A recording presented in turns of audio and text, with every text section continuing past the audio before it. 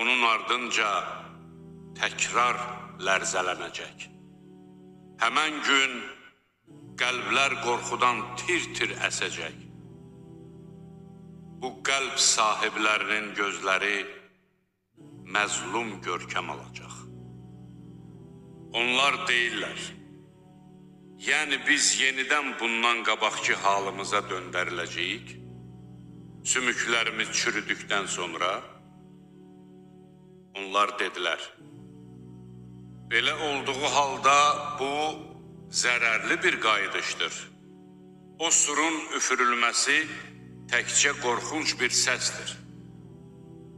O vaxt onlar ləngimədən qəbirlərindən yerin səthinə çıxacaqlar.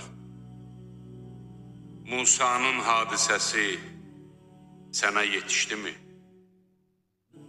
O zaman Rəbbi onu müqəddəs Tuva vadisində səsləyib demişdi, Fironun yanına yollan, o həddini çox aşmışdır. De ki, günahlardan xilas olmaq istəyirsənmi? Səni Rəbbinə doğru yönəldinmi ki, ondan qorxub çəkinəsən? Musa ən böyük möcüzəni Firona göstərdi. O isə haqqı yalan sayıb asi oldu.